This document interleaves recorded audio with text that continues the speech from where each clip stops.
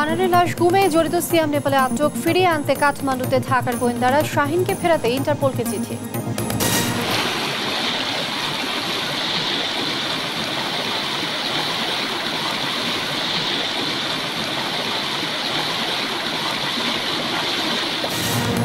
উজানের ঢলে সুনামগঞ্জে নতুন নতুন এলাকা প্লাবিত, পানিবন্দী 5 গ্রামের অন্তত 20,000 মানুষ, জলাবদ্ধতার হুমকিতে আরো 8 লক্ষ মানুষ। নরসিংদীর সাবেক ইউপি চেয়ারম্যান হত্যার মূল পরিকল্পনাকারী রাসেল গ্রেপ্তার, পালিয়ে যাওয়ার সময় বাংলাদেশে ফেরত পাঠিয়েছে কাতার। কুড়িগ্রামে ধারের টাকা দিতে না পারায় সংঘবদ্ধ ধর্ষণের শিকার এক নারী, বিচার না পেয়ে আত্মহত্যা, ঘটনা ধামা চাপা দেওয়ার চেষ্টা প্রভাবশালীদের। এবং শেষ হলো দীর্ঘদিনের প্রতীক্ষা, খুলল দক্ষিণের আরেক দুয়ার, বেনাপোল মোংলা রুটে আনুষ্ঠানিকভাবে যাত্রীবাহী ট্রেন চলাচল শুরু। দেখছিলেন শিরোনাম, দেশ জনপদ সংবাদের সঙ্গে আছি আমি লিনি আফরোজ। এবারে বিস্তারিত। ভারতে এমপি আনোয়ারুল আজিম আনারকে হত্যার পর লাশ গুমে জড়িত সিয়ামকে আটক করেছে নেপালের পুলিশ। বৃহস্পতিবার দেশটির পুলিশ তাকে আটক করে। সিয়ামের বাড়ি ভোলার বোরহানউদ্দিনে, ছিলেন শাহিনের সহকারী। আনার হত্যায় এ পর্যন্ত দেশে 3 জন, কলকাতায় 1 ও নেপালে 1 জন আটক হলো।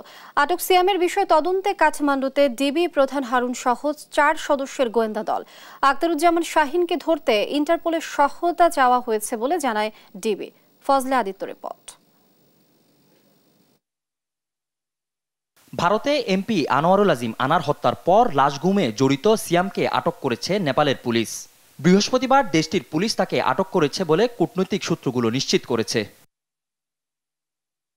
আটক সিয়ামের বাড়ি ভোলার বোরহানউদ্দিনে, তিনি ছিলেন শাহিনের সহকারী। আটক সিয়ামের বিষয়ে নেপালের সঙ্গে কলকাতার পুলিশও যোগাযোগ রেখেছে।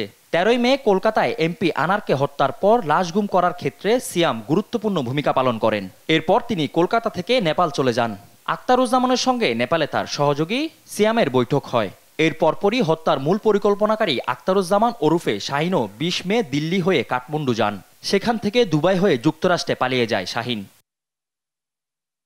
হত্যাকাণ্ডে জড়িত আসামিদের অনেকে নেপালে রয়েছে এমন ধারণা বাংলাদেশি গোয়েন্দাদের। ঘটনা খতিয়ে দেখতে নেপালে গিয়েছে ডিবি প্রধান সহ 4 সদস্যের গোয়েন্দা দল। আমরা শুনতেছি এরকম অনেক আসামি তারা কাঠমান্ডুকে তারা রোড হিসেবে ব্যবহার করে সেখানে থাকে। এই সকল তথ্য কালেকশন করা, তারপরে কাঠমান্ডু পুলিশের সাথে যোগসূত্র বা ইন্টারাকশন করা, যাতে ভবিষ্যতে কোনো আসামি বাংলাদেশে অপরাধ করে যেন সেখানে ঠাঁই না পায়, আমরা সেই বিষয়েও কথা বলবো। এবং আপনারা জানেন আমাদের যে যশোর ঝিনাইদহের মাননীয় সংসদস্য, ওনার হত্যাকাণ্ডে কয়েকজন আসামি তারা কাঠমান্ডু থেকে তারা কেউ চলে গেছে, কেউ থাকতে পারে। ডিবি প্রধান জানান, আখতারুজ্জামান ও সিয়ামের পাসপোর্ট, মুঠোফোন নাম্বার সহ বিভিন্ন তথ্য সংগ্রহ করে পুলিশের মহাপরিদর্শক আইজিপি ইন্টারপোলকে অবহিত করেন। এছাড়া আখতারুজ্জামানকে যুক্তরাষ্ট্র থেকে ফেরাতে ভারতেরও সহযোগিতা চাওয়া হচ্ছে। ইন্টারপোলের মাধ্যমে আমরা কাঠমান্ডু পুলিশকে জানিয়েছি যে এই এলাকায় এখানে সিয়াম সহ বেশ কয়েকজন আসামি তারা কেউ চলে গেছে, কেউ আছে। এই বিষয়গুলি তাদেরকে আমরা অবহিত করেছি এবং তারা যদি থাকে তাহলে তাদেরকে যেন তারা গ্রেপ্তার করে, এটা আমরা তাদেরকে অনুরোধ করেছি। এই নিয়ে এই ঘটনায় দেশে 3 জন, কলকাতায় 1 জন ও নেপালে 1 জন আটক হলো। আনোয়ারুলকে খুনের আগে খুলনার চরমপন্থী শিমুল ভূঁইয়া ও শিলাস্তি নামের এক নারীকে সঙ্গে নিয়ে 30 এপ্রিল কলকাতায় যান মূল পরিকল্পনাকারী আখতারুজ্জামান। খুনের ছক সাজিয়ে তিনি 10 মে আকাশপথে ঢাকায় ফেরেন। 13ই মে তার ভাড়া করা ফ্ল্যাটে সংসদ সদস্য খুন হন। আজিমানার হত্যা মামলায় গ্রেপ্তার 3 আসামিকে আরও 5 দিনের রিমান্ড দিয়েছে আদালত। শুক্রবার ঢাকার মেট্রোপলিটন ম্যাজিস্ট্রেট শান্ত ইসলাম মল্লিক এই আদেশ দেন। আসামিরা হলেন চরমপন্থী নেতা শিমুল ভূঁইয়া, তানভীর ভূঁইয়া ও শিলাস্তি রহমান। এদিকে এখনও মিলেনি সঞ্জীবা গার্ডেনের সেফটি ট্যাঙ্কি থেকে উদ্ধার হওয়া মাংসের ফরেন্সিক রিপোর্ট। ফজলে আদিত্য, দেশ টিভি, ঢাকা। উজান থেকে নেমে আসা পাহাড়ি ঢলে সুনামগঞ্জের ছাতকে নির্মাঞ্চলে তলিয়েছে রাস্তাঘাট। এতে ভোগান্তিতে 5 গ্রামের অন্তত 20,000 মানুষ। সেই সাথে নদীর পানি দ্রুত বৃদ্ধি পাওয়ায় বন্যার শঙ্কায় উপজেলার 50,000 মানুষ। সহকর্মী মেহেদি হাসানের পাঠানো তথ্যচিত্রে টুম্পা আফরোজের ডেস্ক রিপোর্ট। ভারত থেকে নেমে আসা পাহাড়ি ঢলে হুহু করে ঢুকছে পানি, বাড়ছে বন্যার শঙ্কা। শুক্রবার থেকে সুনামগঞ্জে বৃষ্টিপাত কমায় জাদুকাটা, কুশিয়ারা ও রক্তি নদীর পানি কমলেও পাহাড়ি ঢলে দ্রুত বাড়ছে ছাতকের সুরমা নদীর পানি। শনিবার দুপুর নাগাদ 24 ঘন্টায় সুরমা নদীর পানি 8 সেন্টিমিটার বৃদ্ধি পেয়ে বিপদসীমার 54 সেন্টিমিটার উপর দিয়ে প্রবাহিত হয়। নদীর পানি বাড়ায় ছাতক উপজেলার সীমান্তবর্তী নিম্নাঞ্চলের মুক্তিয়ারখলা, হরিপুর সহ 5 থেকে 6টি গ্রামের প্রধান সড়ক তলিয়েছে পানিতে। এতে ছাতক উপজেলার সরাসরি সড়ক পথে যোগাযোগ বন্ধ হয়ে পড়েছে নিম্নাঞ্চলের বাসিন্দাদের। রাস্তার মাঝে সারা বাড়িঘর পানি পিছনে তা আটু পানি রাস্তাঘাটে বুড়াইয়া করে পানিয়ে কল করে ফেলাচ্ছে, আমরা খুব অসুবিধা। সড়ক পথের বিকল্প হিসেবে নৌকায় যাতায়াতের চেষ্টা করলেও স্রোতের ভোগান্তির শেষ নেই স্থানীয়দের। রাস্তাঘাট আমরা তলে এসে আমরা চলতে খুব কষ্ট আর কি। কোনো বাজারে যাইতে পারতেছি না, কোনো বাসার যাইতে পারছি না, কোনো লাগা বাড়িতে যেতে পারছি না, অনেক প্রচুর পানি। গরু বাছুর নিয়ে আসতে বাড়িতে সমস্যা, রাস্তাঘাট পড়ে গেছে অনেক সমস্যা, অনেক সময় দেখা যায় নৌকা নাই অনেকে, এদের আরো বেশি সমস্যা দেখা দেয়। তবে সুনামগঞ্জে বন্যা পরিস্থিতি মোকাবেলায় এরই মধ্যে সব ধরনের প্রস্তুতি নিয়েছে জেলা প্রশাসন। মজুদ রাখা হয়েছে পর্যাপ্ত ত্রাণ। আমাদের কাছে প্রচুর খাদ্য সামগ্রী, ত্রাণ সামগ্রী মজুদ আছে, আমরা খুব ভালোভাবে দুর্যোগ মোকাবেলা করতে পারবো। হুহু করে পানি ঢোকায় বন্যার কবলে পড়ার শঙ্কা স্থানীয় 50,000 মানুষের। নিউজ ডেস্ক, দেশ টিভি। পাহাড়ি ঢলে সুনামগঞ্জে দেখা দিয়েছে আগাম বন্যা। সবশেষ পরিস্থিতি জানাতে যুক্ত হচ্ছেন সহকর্মী মেহেদি হাসান। মেহেদি, এর আগে আপনি বন্যা পরিস্থিতির খবর আমাদের জানিয়েছিলেন, এখন কি অবস্থা বিস্তারিত জানাবেন? লিনিয়া, আসলে এর আগের খবরগুলোতে আমরা জানিয়েছিলাম যে সুনামগঞ্জের ছাতকে কিন্তু গত 24 ঘন্টায় 8 সেন্টিমিটার পানি বৃদ্ধি পেয়ে বর্তমানে বিপদসীমার 54 সেন্টিমিটার উপর দিয়ে পানি প্রবাহিত হচ্ছে, যেটি আসলে স্থানীয় লোকজনকে আতঙ্কিত করছে এবং তারা শঙ্কায় আছেন যে কোনো সময় একটি বড় ধরনের বন্যার পরিস্থিতি তৈরি হতে পারে। আমি আরেকটি বিষয় আপনাকে জানিয়ে রাখি, ছাতক, দোয়ারা বাজার, তাহিরপুর এবং সীমান্তবর্তী যে নিম্নাঞ্চলগুলো আছে সেই নিম্নাঞ্চলের বেশ কয়েকটি সড়ক ইতিমধ্যে পানিতে নিমজ্জিত হওয়ার খবর আমরা পেয়েছি। তবে এখনো পর্যন্ত কোনো লোকালয়ে পানি প্রবেশ করেনি। আপনি দেখতে পাচ্ছেন এই মুহূর্তে আসলে নদী থেকে হাওরে হু হু করে পানি প্রবেশ করছে। এই পানি প্রবেশ করার পরে হাওর যখন তার ধারণ ক্ষমতার বেশি পানি নিয়ে নেবে, তখন আসলে এই পানিটা উপচে লোকালয়ে প্রবেশ করবে। যখন লোকালয়ে প্রবেশ করবে তখন আসলে মানুষের দুর্ভোগ সৃষ্টি হবে। মানুষ এই বিষয়টা নিয়ে আসলে আতঙ্কে আছেন এবং তারা বলছেন যে আসলে তারা তাদের যে গবাদি পশু, ধান সহ আসলে এগুলো নিয়ে তারা এখন কোথায় যাবেন, কি করবেন, এটি নিয়ে তারা একটু শঙ্কায় আছেন। এবং আরেকটি বিষয় জানিয়ে রাখি, সুনামগঞ্জে বর্তমানে সুরমা নদীর পানি কিছুটা কমেছে এবং 60 সেন্টিমিটার বিপদসীমা 60 সেন্টিমিটার নিচ দিয়ে সুনামগঞ্জে সুরমা নদীর পানি প্রবাহিত হচ্ছে। আমরা কথা বলেছিলাম পানি উন্নয়ন বোর্ডের নির্বাহী প্রকৌশলী মামুন হাওলাদারের সাথে। তিনি আমাদেরকে জানিয়েছেন আসলে বড় ধরনের বন্যার কোনো আশঙ্কা তারা করছেন না, তবে যদি পাহাড়ি ঢল এবং বৃষ্টিপাত অব্যাহত থাকে স্বল্প মেয়াদী একটি বন্যা হতেও পারে। তবে আবহাওয়া অধিদপ্তর জানিয়েছে আগামী 24 ঘন্টা ভারী থেকে অতি ভারী বৃষ্টিপাত হতে পারে। যদি ধরনের আসলে ভারী বৃষ্টিপাত হয় এবং পাহাড়ি ঢল অব্যাহত থাকে তাহলে পানি আরো বৃদ্ধি পাবে বলে মনে করছেন তারা। এই ছিল আমার কাছে সুনামগঞ্জ থেকে পাহাড়ি ঢলের সর্বশেষ তথ্য। লিনিয়া। মেহেদি, অসংখ্য ধন্যবাদ আপনাকে। দর্শক, বন্যা পরিস্থিতির খবর জানাচ্ছিলেন আমাদের সহকর্মী মেহেদি। ঘূর্ণিঝড় রিমালে ভোলায় কৃষির ব্যাপক ক্ষয়ক্ষতি হয়েছে। ক্ষতি কাটিয়ে উঠতে চরম দুশ্চিন্তায় তারা। কৃষি বিভাগ ক্ষতিগ্রস্তদের তালিকা তৈরি এবং সংকট মোকাবেলার পরামর্শ দিলেও ঋণগ্রস্তরা পড়েছেন বিপাকে। ভোলা থেকে সহকর্মী ছোটন সাহার তথ্য ও ভিডিও চিত্রে আরো জানাচ্ছেন দিবাশ্রী বড়ুয়া। পানিতে ডুবে আছে কৃষকদের বিস্তীর্ণ ফসলের ক্ষেত। গ্রীষ্মকালীন ফসলের মধ্যে সবজি, ধান, ডাল ও পান কিছুই যেন রক্ষা পায়নি ঘূর্ণিঝড়ের কবল থেকে। ঘূর্ণিঝড় শুধু ঘরবাড়ি বিধ্বস্ত করেনি, কেড়ে নিয়েছে কৃষকদের স্বপ্ন। অবশিষ্ট যে ফসল ছিল তা নিয়ে দুশ্চিন্তায় কৃষকেরা। এবার রবি শস্য, আউশ, দুন্দুল, চিচিঙ্গা করছি, ঝড়ে এবং জোয়ারে সবকিছু আমাকে লয়ে গেছে। পানি আমাদের বন্যায় অনেক ক্ষয়ক্ষতি হয়েছে। এনজিও থেকে ঋণ নিয়ে লাভের আশায় ফলন ফলিও চরম সংকটে পড়েছেন তারা। আশা সমিতি তো টিয়া লইছি, ব্যারাক সমিতি তো টিয়া লইছি, লইয়া যেমন বর করছি, যে ক্ষয়ক্ষতি হয়েছে এখন বর আর রাখতেও পারুম না। সাইডে আসতে এনজিও মনে করেন যে ঋণ আছি, অনেক ঋণ আমরা কিভাবে দিব, কিভাবে চালাবো, আমাকে কোনো মাথা মুথা কোনো ঠিক না। এ অবস্থায় ক্ষতিগ্রস্ত কৃষকদের পানি নিষ্কাশনের পরামর্শ দিচ্ছেন মাঠ পর্যায়ের কৃষি কর্মকর্তারা। অতিরিক্ত বৃষ্টিপাত এবং অতিরিক্ত জোয়ারের পানিতে পানিবন্দী অবস্থায় ছিল।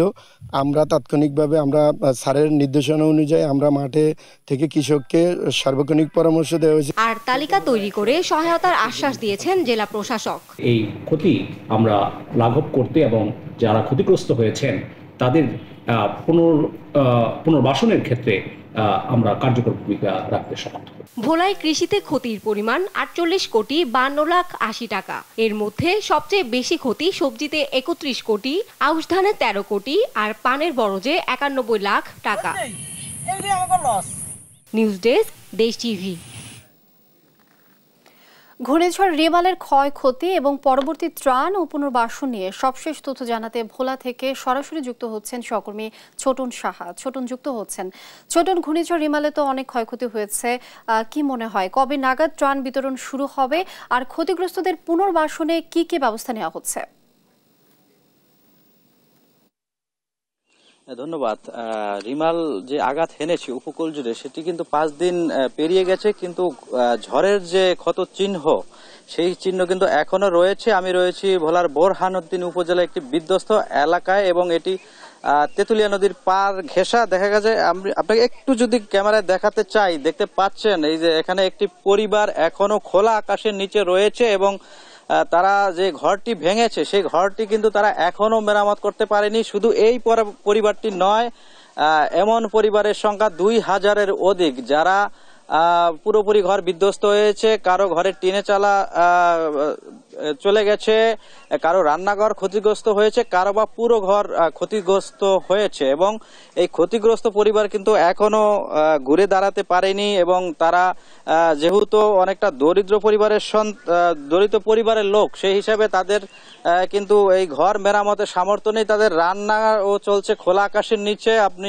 দেখতে পাচ্ছেন যেমনটি। এবং ভোলার জেলা প্রশাসক বলছিলেন যে আসলে আপাতত যে তাদের পুনর্বাসনের যে ব্যবস্থা এখনো করা হয়নি, তবে তারা মন্ত্রণালয়ে তালিকা পাঠিয়েছেন এবং সেখান থেকে বরাদ্দ আসলে আমরা সেই বিষয়টি সম্পর্কে জানাতে পারবো। তো প্রাথমিকভাবে কিন্তু 130 মেট্রিক টন চাল এবং নগদ 18 লক্ষ টাকা কিন্তু বরাদ্দ দেওয়া হয়েছে এবং তিনি এমনটি বলছিলেন যদি বরাদ্দ আসে সেক্ষেত্রে তাদের পুনর্বাসনের ব্যবস্থাটি কিন্তু করা হবে। আমি এই দরিদ্র পরিবারে যিনি বসবাস করছেন একটু তার সাথে কথা বলতে চাই। আপনি কি ধরনের ক্ষতির মুখে পড়েছেন? আপনি এখন কেমন অবস্থায় রয়েছেন?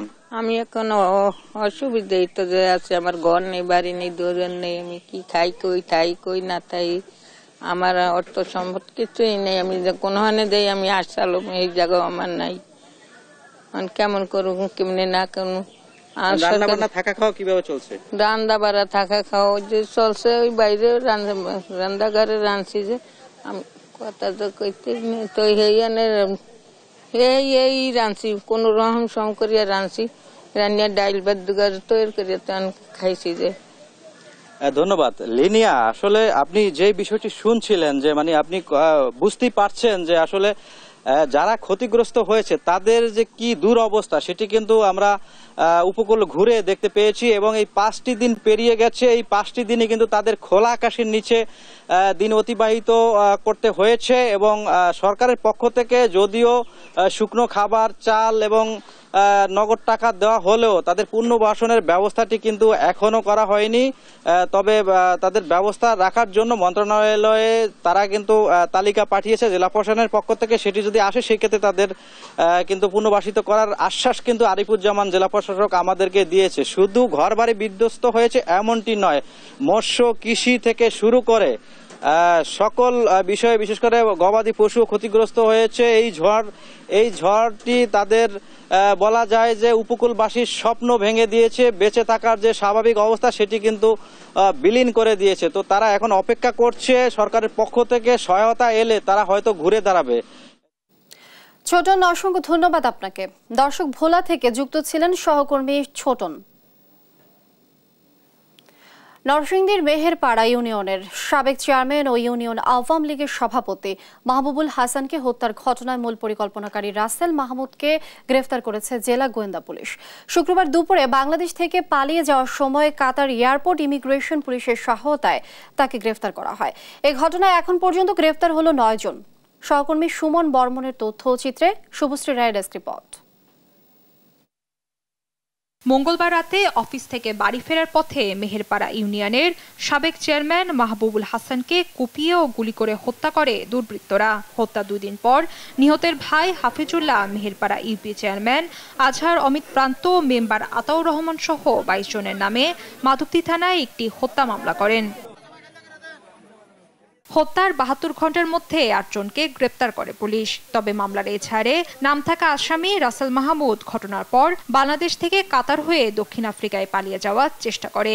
এ সময় গোয়েন্দা পুলিশ কাতার এয়ারপোর্টে দেশটির ইমিগ্রেশন পুলিশের সহযোগিতায় তাকে আটক করে দেশে ফিরিয়ে আনে। শুক্রবার শাহজালাল বিমানবন্দরে পৌঁছালে তাকে গ্রেপ্তার করা হয়।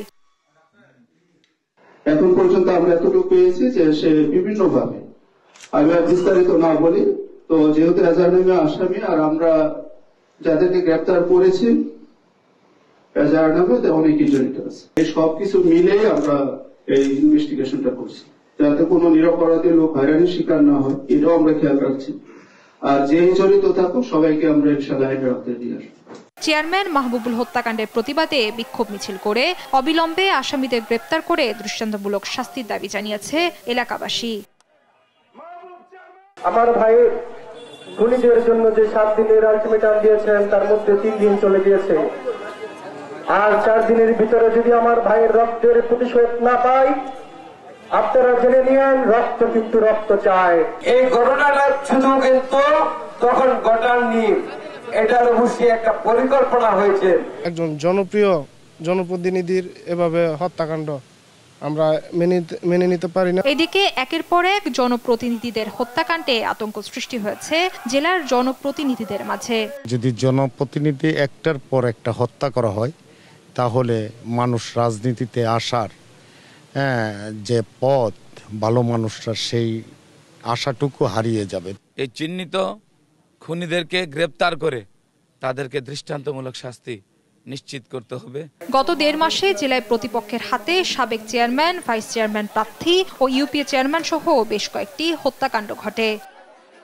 নিউজ ডেস্ক, দেশ টিভি। দেশ জনপদ সংবাদে আরো থাকছে। কুষ্টিয়ার হাবাসপুর প্রাথমিক স্কুলে 3 ছাত্রের জন্য 4 শিক্ষক। অনুন্নত সড়কের কারণে আবাসন ছাড়ছেন বাসিন্দারা।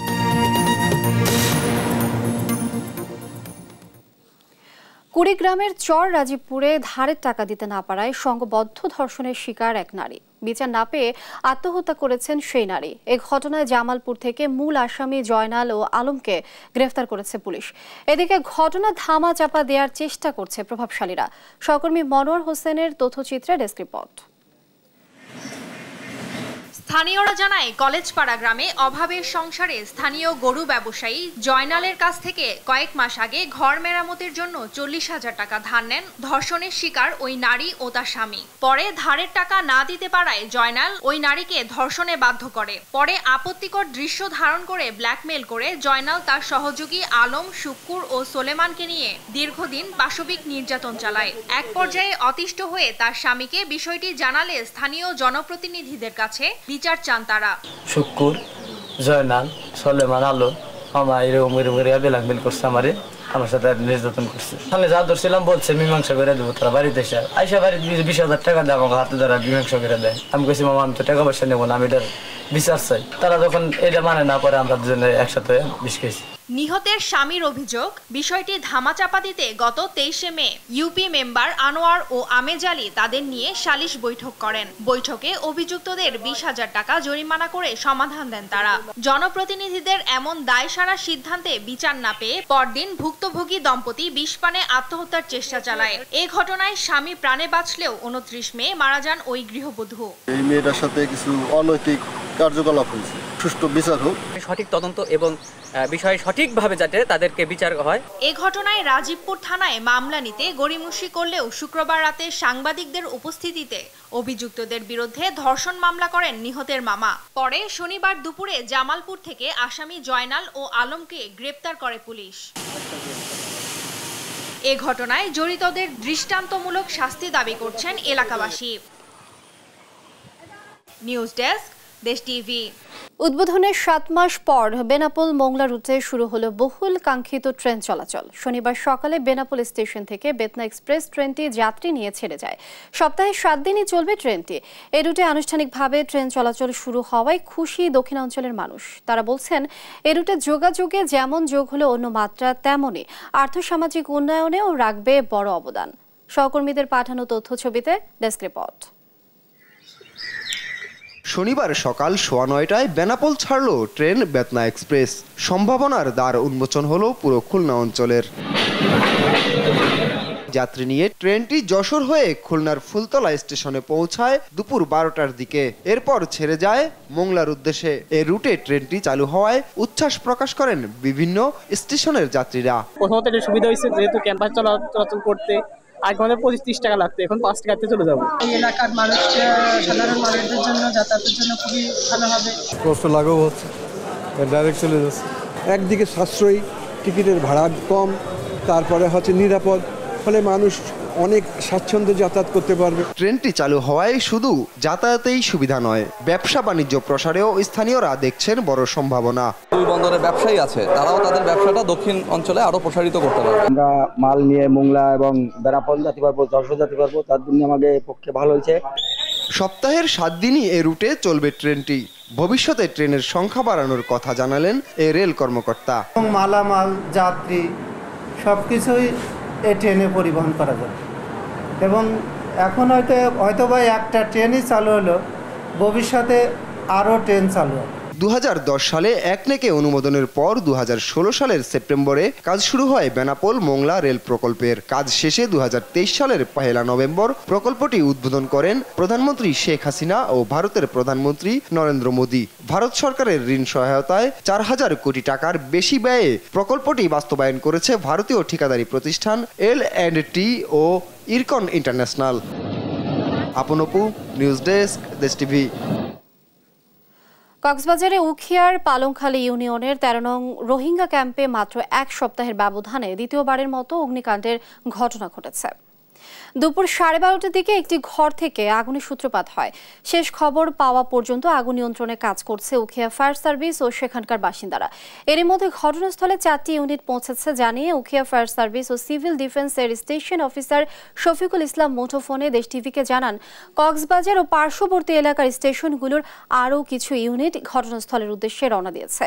তানজিমার খোলা এলাকার এই ক্যাম্পটিতে বড় একটি বাজার রয়েছে, যেখান থেকে 13, 14 ও 19 নং রোহিঙ্গা ক্যাম্পের প্রায় লক্ষাধিক রোহিঙ্গা নিজেদের নিত্য প্রয়োজনীয় সামগ্রী সংগ্রহ করে থাকে।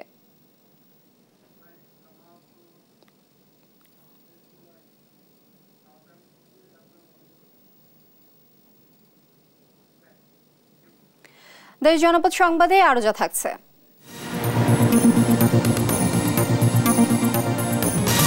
নারায়ণগঞ্জে এখনো পানিবন্দী কয়েক হাজার মানুষ। বৃষ্টির পানি আর শিল্প কারখানার বর্জ্য উৎকট দুর্গন্ধ ছড়াচ্ছে রোগবালাই। কুষ্টিয়ার কুমারখালীর হাবাসপুরে 1.5 কিলোমিটার কাঁচা সড়কটি বর্ষায় চলাচলের অনুপযোগী হওয়ায় স্থানীয় বাসিন্দারা ওই এলাকা ছাড়ছেন। ফলে শিক্ষার্থী শূন্য হয়ে পড়ছে আবাসনের সরকারি প্রাথমিক বিদ্যালয়টি। বর্তমানে স্কুলটিতে 4 জন শিক্ষক থাকলেও শিক্ষার্থী মাত্র 3 জন। ইরফান রানার ক্যামেরায় কুষ্টিয়া থেকে নাইদ হাসান তিতাসের রিপোর্ট। দুপুর গড়িয়ে গেলেও বিদ্যালয়ে ঝুলছে তালা, খালি বেঞ্চে জমেছে ধুলাবালি। 4 জন শিক্ষক বসে অপেক্ষা করছেন 4র্থ শ্রেণীর একমাত্র ছাত্রটির। এই চিত্র কুষ্টিয়ার কুমারখালীর হাবাসপুর সরকারি প্রাথমিক বিদ্যালয়ের। 2014 সালে হাবাসপুর আবাসন প্রকল্পে 20 লাখ টাকা ব্যয়ে এই সরকারি প্রাথমিক বিদ্যালয় নির্মাণ করা হয়। সে সময় 26 জন শিক্ষার্থী থাকলেও এখন শিক্ষার্থী রয়েছে মাত্র 3 জন আর শিক্ষক রয়েছে 4 জন। বেশিরভাগ দিনই কোনো শিক্ষার্থী আসেন না বিদ্যালয়ে। শিক্ষকরা বলছেন দীর্ঘদিন ধরে আবাসন প্রকল্পের রাস্তা ও ঘরগুলো মেরামত না করাই বাসিন্দারা এলাকা ছেড়েছেন, যার কারণে বিদ্যালয়টিতে দিন দিন কমছে শিক্ষার্থী। যোগাযোগ অবস্থা খুবই খারাপ হওয়ার কারণে এখানে ফ্যামিলি থাকে না, কিছুদিন থাকার পর চলে যায়, ওদের সঙ্গে বাচ্চারাও চলে যায়। আমাদের রাস্তাটা খুবই দুর্গম, মানে অবস্থা খুবই সংকীর্ণ, খারাপ। এদিক দিয়ে ভাটা আছে কয়েকটা, এই ভাটাগুলোর জন্য মনে করেন যে রাস্তাগুলো আরো বেশি খারাপ হয়ে গেছে। মানে স্টুডেন্ট সংখ্যা দিন দিন কমতেই আছে। 4 জন হলো শিক্ষক আর স্টুডেন্ট হচ্ছে এখন 3 জন। আর আবাসন প্রকল্পের বাসিন্দাদের অভিযোগ মেরামতের অভাবে ঘরগুলো জরাজীর্ণ হয়ে পড়েছে। চলাচলের একমাত্র সড়কটিও কাঁচা হওয়ায় বর্ষার সময় চলাচলের অনুপযোগী হয়ে পড়ে, তাই আবাসন ছাড়তে বাধ্য হচ্ছেন তারা। কেউ জায়গা কিনে চলে গিয়েছে, কেউ বাসা বাড়িতে থাকে, যার যেমন মন বলে সেই সময় চলে গিয়েছে। লোকজন থাকে না, ধরেন রাস্তাঘাটের কারণে কাজ কামের সমস্যা হলে তো ধরেন এখানে এত দূর পথ হেঁটে যাওয়া আসা সমস্যা, রাস্তাঘাট ভালো না। তবে যোগাযোগ ব্যবস্থার উন্নতি হলে বিদ্যালয়ে শিক্ষার্থীর সংখ্যা বাড়তে পারে বলে মনে করেন উপজেলা শিক্ষা কর্মকর্তা। যোগাযোগ ব্যবস্থা ভালো হলে হয়তো আবার আবাসনের প্রাণ ফিরে আসলে আবার স্কুলটা ইয়ে হবে। যদি না আসে, যদি এরকম অবস্থা থাকে, তাহলে কর্তৃপক্ষ বরাবর যে রিপোর্ট এর আগে গিয়েছে তার পরিপ্রেক্ষিতে হয়তো পার্শ্ববর্তী যে বিদ্যালয়টি রয়েছে প্রায় 1 কিলোমিটার মতো মীর মশাররফ হোসেন সরকারি প্রাথমিক, সেখানে মার্জ করে দিতে পারে। এদিকে বরাদ্দ না থাকায় এখনই রাস্তা সংস্কার করা সম্ভব হচ্ছে না বলে জানিয়েছেন উপজেলা নির্বাহী কর্মকর্তা। নাহিদা সান্তিতাস, দেশ টিভি, কুষ্টিয়া। ঘূর্ণিঝড় রিমালের তাণ্ডব শেষ হলেও এখনও পানিবন্দী নারায়ণগঞ্জের বিভিন্ন এলাকার বাসিন্দারা। বেশি দুর্ভোগে ফতুল্লা, লালপুর, পাগলা, নন্দলালপুর, নয়ামাটি এলাকাবাসী। বৃষ্টির পানি আর শিল্প কারখানা বর্জ্য মিলেমিশে উৎকট দুর্গন্ধে নানা রোগবালাই ছড়াচ্ছে। নারায়ণগঞ্জ থেকে সহকর্মী বিল্লাল হোসাইনের প্রতিবেদন, জানাচ্ছেন টুম্পা আফরোজ। 1964 সালে ঢাকা নারায়ণগঞ্জ ও ডেমরা এলাকা দিয়ে ডিএনডি প্রজেক্ট গড়ে তোলা হয়। মূলত কৃষি সেচ প্রকল্প হিসেবে এখানে বাঁধ দিয়ে প্রকল্প শুরু হলেও স্বাধীনতার পর এখানে বসবাস করছেন কয়েক লাখ মানুষ। পরবর্তীতে ডিএনডি বাঁধের ভেতর ছোট বড় প্রায় 6000 শিল্প কারখানা গড়ে ওঠায় ভরে গেছে খালগুলো। ঘূর্ণিঝড় রিমালের প্রভাবে টানা বর্ষণে নারায়ণগঞ্জের বিভিন্ন এলাকায় এখনো জমে আছে পানি। নিচু এলাকার বাড়িঘরেও পানি ঢুকেছে। ফতুল্লা, লালপুর, টাগারপাড়, নন্দলালপুর সহ বিভিন্ন এলাকায় কলকারখানা বর্জ্যের বিষাক্ত ময়লা পানি বৃষ্টির সাথে মিশে দুর্গন্ধ ছড়াচ্ছে। দেখা দিচ্ছে নানা পানিবাহিত রোগ। নিরুপায় এলাকাবাসীর ভরসা এখন রিক্সা, ভ্যান ও নৌকা। এই প্রতি বছরই আমাদের এখানে পানি, বৃষ্টি হলেই পানি জমে যায়। আর বৃষ্টি মনে হইতেছে, বৃষ্টি তো আল্লাহর রহমত, বৃষ্টি মনে হইতেছে আমাদের জন্য অভিশাপ। এই বৃষ্টি বা পানি এই এলাকার মানুষ প্রচন্ড ডরায় এবং এটা আমরা ছোট থেকে দেখে আসছি। অনেক সমস্যা, বাচ্চা ছেলে মেয়ে সবাই স্কুলে যাতায়াত করতে সমস্যা, রাস্তাঘাটে চলাচল করতে যাতায়াত করতে সমস্যা। এ খবরে দুর্গত এলাকা পরিদর্শন করেন নারায়ণগঞ্জ 4 আসনের সংসদ সদস্য শামীম ওসমান। পানিবন্দী মানুষের ভোগান্তি কমাতে দ্রুত ব্যবস্থা নেওয়ার আশ্বাস দেন তিনি। প্রায় 3 লক্ষ মানুষ এখানে পানিবন্দী হয়েছেন। প্রচুর পরিমাণ পানি জমে গেছে। নর্দমার ময়লা পানি এবং বাথরুমের সমস্ত ময়লা যে মসজিদ মন্দিরে সব জায়গায় ঢুকে বসছে। এই জন্য আমি দুঃখিত এবং লজ্জিত। আমি বিশ্বাস করি আগামী 2-3 দিনের মধ্যে এই পানি আমরা নামিয়ে ফেলতে পারব। 2017 সালের ডিএনডি এলাকায় জলাবদ্ধতা নিরসনে নেওয়া মেগা প্রকল্পের মেয়াদ গেল বছরের জুনে শেষ হলেও কাজ এখনো বাকি। তবে জলাবদ্ধতা নিরসনে দিনরাত পাম্প চালু রাখার কথা জানিয়েছে পানি উন্নয়ন বোর্ড। জমি দখল হয়ে গেছে, বেদখল হয়ে গেছে, সেগুলো উদ্ধার করতে হচ্ছে। সবচেয়ে বড় সমস্যা হলো খাল কাটা হচ্ছে, আবার লোকজন আবার আবর্জনা ফেলতেছে। তবে পাম্পগুলো চালু আছে। আমার ডিএনডি এলাকায় জলাবদ্ধতা থাকবে বলে আমি মনে করি না। ডিএনডি সহ ফতুল্লা এলাকায় জলাবদ্ধতা নিরসনে দ্রুত ব্যবস্থা নেওয়ার দাবি পানিবন্দী মানুষের। নিউজ ডেস্ক, দেশ টিভি। জমে উঠেছে 4র্থ ধাপের উপজেলা নির্বাচনের প্রচারণা। শেষ খবর জানাতে আমাদের সাথে সরাসরি যুক্ত হচ্ছেন সহকর্মীরা। বগুড়া থেকে সহকর্মী সঞ্জু রায় ও খুলনা থেকে নুর ইসলাম রকি। আমাদের সাথে প্রথমেই যুক্ত হচ্ছে সঞ্জু, উপজেলা নির্বাচনের প্রচারণা কেমন দেখছেন? প্রচারণা তো চলছেই, সর্বশেষ তথ্য জানাবেন। লিনিয়া আগামী 5 জুন বগুড়ায় কিন্তু ষষ্ঠ উপজেলা পরিষদের চতুর্থ ধাপের নির্বাচন অনুষ্ঠিত হতে যাচ্ছে। এই ধাপে কিন্তু বগুড়ার 3টি উপজেলা নন্দীগ্রাম, শেরপুর, ধনুটের 246টি কেন্দ্রে ভোটাধিকার প্রয়োগ করবেন প্রায় 7,05,000 ভোটার। আজকে আমি দাঁড়িয়ে আছি বগুড়ার নন্দীগ্রাম উপজেলায়। এই উপজেলায় এবার কিন্তু চেয়ারম্যান পদে প্রতিদ্বন্দ্বিতা করছেন 4 জন প্রার্থী, ভাইস চেয়ারম্যান পুরুষ পদে 4 জন এবং মহিলা ভাইস চেয়ারম্যান পদে প্রতিদ্বন্দ্বিতা করছেন 2 জন প্রার্থী। 1,57,000 ভোটারের এই উপজেলায় কিন্তু ভোট কেন্দ্র রয়েছে 49টি কেন্দ্রে। আমার পিছনে আপনি দেখতে পাচ্ছেন লিনিয়া সকাল থেকে সন্ধ্যা পর্যন্ত কিন্তু দাপুটে প্রচারণা চালাচ্ছেন উপজেলা আওয়ামী লীগের সভাপতি আনোয়ার হোসেন রানা এবং তার প্রতিদ্বন্দ্বী কিন্তু রয়েছে বর্তমান যিনি চেয়ারম্যান রেজাউল আশরাফ জিন্নাহ, তাকেই প্রধান প্রতিদ্বন্দ্বী বিবেচনা করা হচ্ছে এবং তার পাশাপাশি কিন্তু তার প্রতিদ্বন্দ্বী রয়েছে উপজেলা যুবলীগের সাধারণ সম্পাদক। আমরা একটু সরাসরি তার সাথে কথা বলবো যে ভোটের পরিবেশ কেমন দেখছেন এবং জয়ের ব্যাপারে রানা আপনি কতটুকু প্রত্যাশী? আমি জয়ের বিষয়ে আপনার শতভাগ আপনার প্রত্যাশী এবং ভোট নিয়ে কোনো সংশয় বা শঙ্কা এখানে নেই। আর প্রতিদ্বন্দ্বী প্রার্থীর কথা বলছেন, আমি মনে করি যে আমাদের যে ভোট কাস্ট হবে, আমি মনে করি যে 60% উপর ভোট কাস্ট হবে এবং 60% উপর যদি ভোট কাস্ট হয় তো আপনার মোটর সাইকেল প্রতীকে 45% ভোট কাস্ট হবে। আমি তো সেইখানে প্রতিদ্বন্দ্বিতা আমি খুঁজেই পাই না। আমি আশাবাদী যে আমরা নন্দীগ্রাম উপজেলার মানুষ এই মাটির মানুষের উন্নয়নের জন্য দল মত ধর্ম বর্ণ নির্বিশেষে তারা মোটর সাইকেল মার্কায় ভোট দেওয়ার জন্য তারা অপেক্ষা করছে, তার প্রহর গুনছে 5 তারিখ কবে আসে।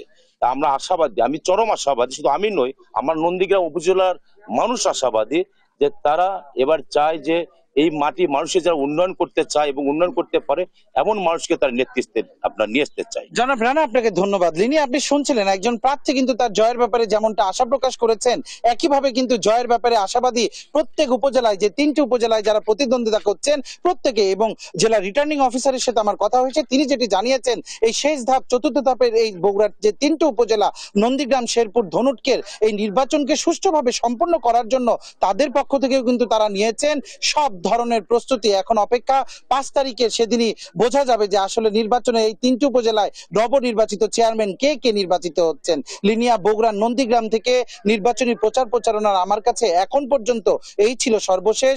আমরা আরো খবর জানবো আমাদের খুলনায়, সেখানে রয়েছে আমাদের সহকর্মী নূর ইসলাম রকি। ধন্যবাদ সঞ্জু। আপনি যেমনটা বলছিলেন, খুলনায় কিন্তু উপজেলার নির্বাচনের যে প্রচারণাও আসলে তুঙ্গে উঠেছে। আগামী 5 তারিখ কিন্তু খুলনার জেলার বটিয়াঘাটা, রূপসা এবং দাকব উপজেলা নির্বাচন অনুষ্ঠিত হবে। আমরা এখন আছি বটিয়াঘাটা উপজেলার যে বাস স্ট্যান্ড, সেইখানে এইখানটায় আসলে ভোটার আছে প্রায় 1,59,600 জন এবং এখানে কেন্দ্র আছে 56টি। আমি আপনাকে যেমনটি বলছিলাম যে খুলনার এই বটিয়াঘাটা উপজেলায় কিন্তু চেয়ারম্যান পদে 6 জন প্রার্থী প্রতিদ্বন্দ্বিতা করছে। এদের ভিতর শাওন হাওলাদার, মোতাহার হোসেন শিমু, সীমন্ত অধিকারী রাহুল, নিতাই গাইন, GM মিলন এবং রাসেল কবির। পাশাপাশি মহিলা ভাইস চেয়ারম্যান পদে 3 জন এবং পুরুষ ভাইস চেয়ারম্যান পদে 4 জন প্রার্থী আছে। লিনিয়া, আমি আপনাকে জানাতে চাই, এইখানে এসে আমরা যেটা জানতে পারলাম যে এই উপজেলাটার পাশে কিন্তু আসলে কাজীবাচা, শৈলমারি সহ একাধিক নদী আছে। এই নদীগুলা বেশ দিয়েই এই উপজেলার আসলে তেমন কোনো উন্নয়ন হয়নি, রাস্তাঘাটের অবস্থা খুবই বাজে এবং পাশাপাশি এই এলাকার মানুষের কিন্তু সুপেয় পানির সংকট হয়েছে। আমি একটু বলে রাখি যে এখানকার যারা প্রার্থী তারা আমাদেরকে যেটি জানিয়েছে যে এই এলাকায় কৃষি জমিতে কিন্তু আবাদের সৃষ্টি নষ্ট করে কলকারখানা তৈরি করেছে এবং এই কলকারখানাগুলোতে কিন্তু যে কর্মসংস্থানের সৃষ্টি হয়েছে সেগুলো কিন্তু এখানকার লোকজনের হয়নি এবং এই জনপ্রতিনিধিদের দাবি যে তারা কিন্তু নির্বাচিত হলে এই এলাকার মানুষের কর্মসংস্থানের জন্য সৃষ্টি করতে পায় সে বিষয়ে।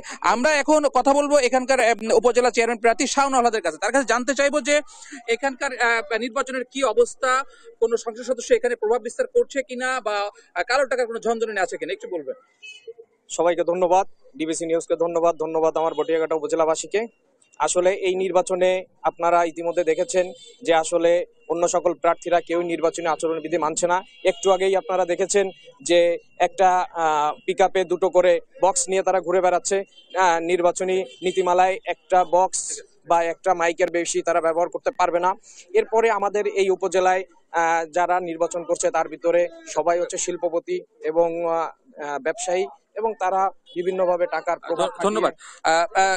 লিনিয়া, আপনি যেমনটা শুনছিলেন যে খুলনার বটিয়াঘাটা উপজেলার প্রার্থীদের কিন্তু আসলে নানা ধরনের অভিযোগ আছে এখানকার, এবং গতকাল এখানকার যে সংসদ সদস্য সেও কিন্তু এখানে এসেছিল বলে আমরা জানতে পেরেছি একজনের পক্ষে পৌঁছানোর জন্য।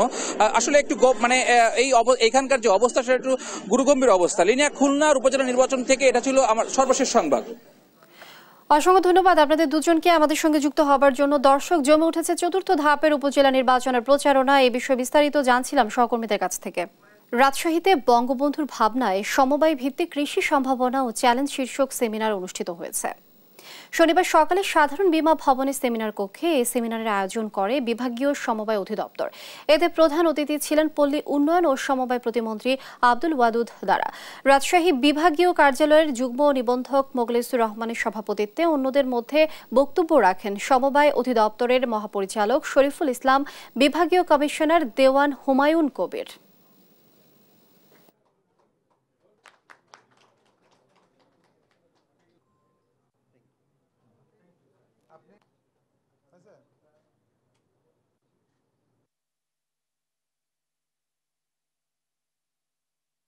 একটা ওয়ার্ডে একটাই সমিতি, একটাই সাকসেস, তখন 20টা ওয়ার্ডকে নিয়ে আমরা একটা কি বলে না কেন্দ্র করব। আমরা একটা ওয়ার্ডে প্রত্যেকটি প্রাথমিক সমিতির একটি করে সেন্টার করব। রাজশাহী অঞ্চলে টেকসই মৃত্তিকা স্বাস্থ্য ব্যবস্থাপনায় গবেষণার ভূমিকা শীর্ষক সেমিনার অনুষ্ঠিত হয়েছে। শনিবার সকালে কৃষি সম্প্রসারণ অধিদপ্তরের সম্মেলন কক্ষে সেমিনারের আয়োজন করে মৃত্তিকা সম্পদ উন্নয়ন ইনস্টিটিউট রাজশাহী বিভাগীয় গবেষণাগার। সেমিনারের প্রধান অতিথি ছিলেন মৃত্তিকা সম্পদ ইনস্টিটিউটের মহাপরিচালক জালাল উদ্দিন। রাজশাহী বিভাগীয় গবেষণাগারের প্রধান বৈজ্ঞানিক কর্মকর্তা শহীদুল ইসলামের সভাপতিত্বে সেমিনারে অন্যদের মধ্যে বক্তব্য রাখেন মুখ্য বৈজ্ঞানিক কর্মকর্তা আনিসুর রহমান, কৃষি সম্প্রসারণ অধিদপ্তরের অতিরিক্ত পরিচালক মোতালেব হোসেন, উপপরিচালক উম্মে সালমা।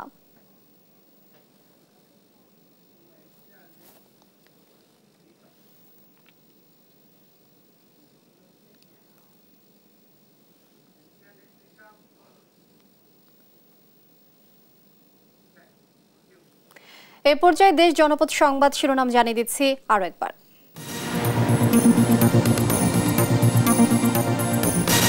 আনারের লাশ গুমে জড়িত সিয়াম নেপালে আটক, ফিরিয়ে আনতে কাঠমান্ডুতে ঢাকার গোয়েন্দারা, শাহিনকে ফেরাতে ইন্টারপোলকে চিঠি।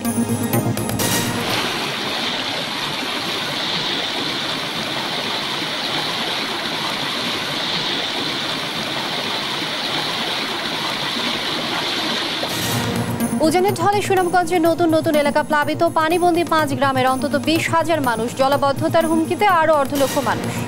নরসিংদীর সাবেক ইউপি চেয়ারম্যান হত্যার মূল পরিকল্পনাকারী রাসেল গ্রেফতার, পালিয়ে যাওয়ার সময় বাংলাদেশে ফেরত পাঠিয়েছে কাতার। কুড়িগ্রামে ধারের টাকা দিতে না পারায় সংঘবদ্ধ ধর্ষণের শিকার এক নারী, বিচার না পেয়ে আত্মহত্যা, ঘটনা ধামাচাপা দেওয়ার চেষ্টা প্রভাবশালীদের। এবং শেষ হলো দীর্ঘদিনের প্রতীক্ষা, খুলল দক্ষিণের আরেক দুয়ার, বেনাপোল মোংলা রুটে আনুষ্ঠানিকভাবে যাত্রীবাহী ট্রেন চলাচল শুরু। এই ছিল এখনকার দেশ জনপদ সংবাদ। পরে বুলেটিন দেখার আমন্ত্রণ রইল। এছাড়া দেশ টিভি সর্বশেষ সব খবর পেতে ভিজিট করুন www.desh.tv। ফেসবুকে আমাদের সঙ্গে যুক্ত থাকুন দেশ টিভি অথবা দেশ টেলিভিশন পেজে। এছাড়াও সর্বশেষ সব ভিডিও পেতে ইউটিউবে আমাদের হ্যান্ডেল @দেশ টেলিভিশন অথবা @দেশ টিভি নিউজ লিখে সার্চ করুন। ধন্যবাদ সবাইকে।